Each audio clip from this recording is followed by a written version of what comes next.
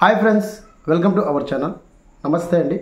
ఈరోజు టాపిక్ వచ్చేసి ఏపీ ప్రజలందరికీ ఒక శుభవార్త అయితే చెప్పడం జరిగింది ఏపీ ప్రభుత్వం. సో పింఛన్ పంపిణీ విషయంలో మనకి కొత్త విధానం అయితే తీసుకురావడం జరిగింది. ఇదైతే మంచి విషయం చెప్పుకోవచ్చు. సో ప్రధానంగా రెండు అప్డేట్ అయితే ఇవ్వడం జరిగింది ఏపీ ప్రభుత్వం. వాటికి సంబంధించి సర్కులర్ కూడా రిలీజ్ చేయడం జరిగిందండి. సో ఆ రెండు అప్డేట్ ఏంటనేది ఈ వీడియోలో మీకు స్టెప్ బై స్టెప్ అయితే ఎక్స్ప్లెయిన్ చేస్తాను. సో ప్రధానంగా మొదటిగా మనకి పింఛన్స్ పంపిణీ విషయంలో సో 3 నెలల పింఛన్ ఒకేసారి ఇచ్చేటట్టుగా బకాయిలు చెల్లించే విధంగా మనకు ఉత్తర్వులు అయితే జారీ చేయడం. సో 3 నెలల పింఛన్ ఒకేసారి ఎందుకని అంటున్నానంటే సో ప్రధానంగా మనకి డిసెంబర్ నుంచి ఈ ప్రాసెస్ అనేది అమలు చేయడం జరుగుతుంది. ఇన్ కేసు మీరు డిసెంబర్ నెలలో పింఛన్ తీసుకోలేకపోతే ఏమైనా వలసలకు వెళ్ళినప్పుడు సో మరో 2వ నెల పింఛన్ తీసుకుని వచ్చినప్పుడు మొదటి నెలది 2వ నెలలు కలిపి రెండు నెలలకు సంబంధించి అమౌంట్ ఇస్తామని చెప్పేసి ఏపీ ప్రభుత్వం నిర్ణయం తీసుకోవడం జరిగింది.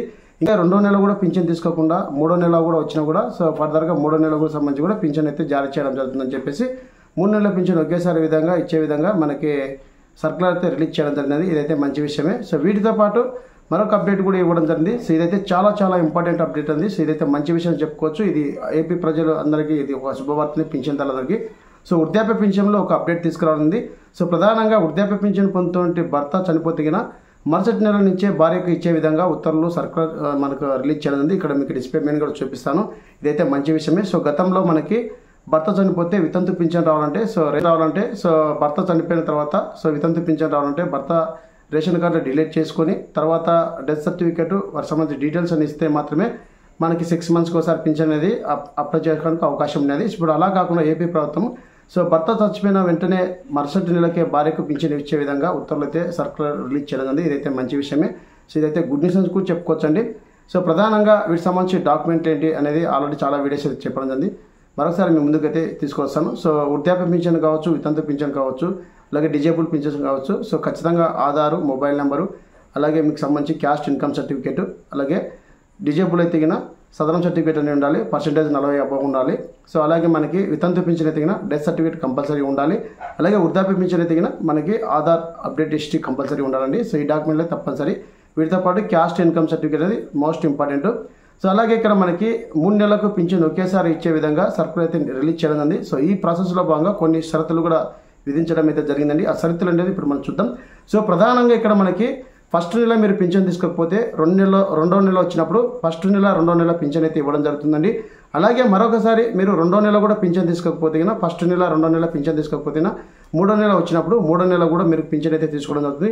ఇన్ కేస్ ఇక్కడ మీరు 3 నెలల పింఛన్ మటుకు తీసుకోకపోతే సో మీకు పింఛన్ అనేది ఆపివేయడం జరుగుతుంది. సో దాన్ని పర్మనెంట్ మైగ్రేట్గా మనం పరిగణించవస్తుందని చెప్పేసి ఏపీ ప్రభుత్వం తీసుకోవడం ఉంది.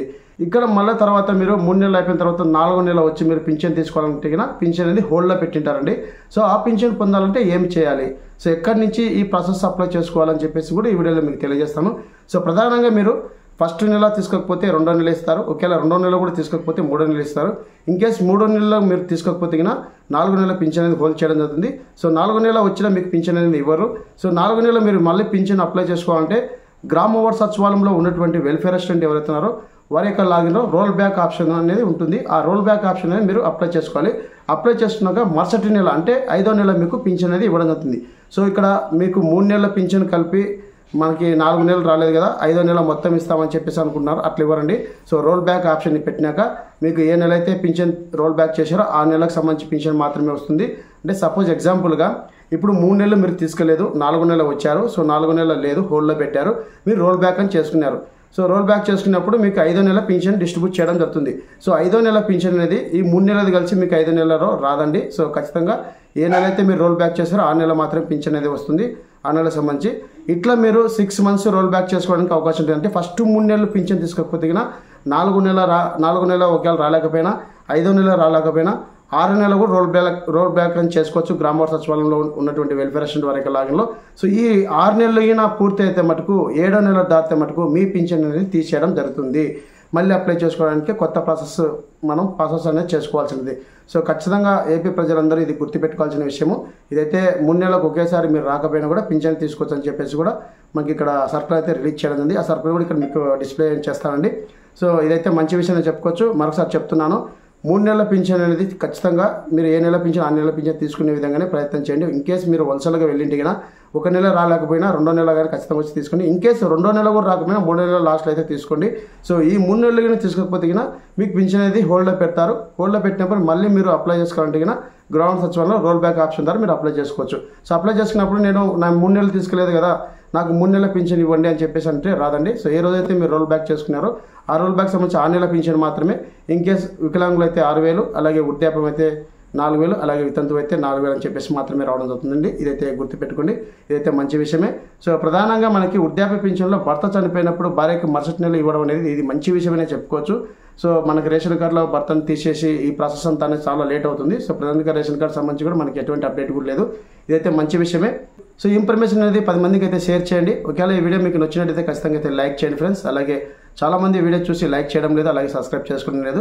సో మరిన్ని అప్డేట్ కోసం మన ఛానల్ అయితే సబ్స్క్రైబ్ చేసుకోండి. సో ఇలాంటి లేటెస్ట్ అప్డేట్ మీ ముందుకు ఎప్పటికప్పుడు నేను తీసుకురావడం జరుగుతుంది. అలాగే గ్రామ సచివాలయంలో ఉండే ప్రతి ఒక్క అప్డేట్ మీ ముందుకు తీసుకురావడం జరుగుతుంది. సో ఇదండి పింఛన్ సంబంధించి అప్డేట్. మరొక వీడియోతో మీ ముందుకు వస్తున్నాను. Thank you so much. జై హింద్.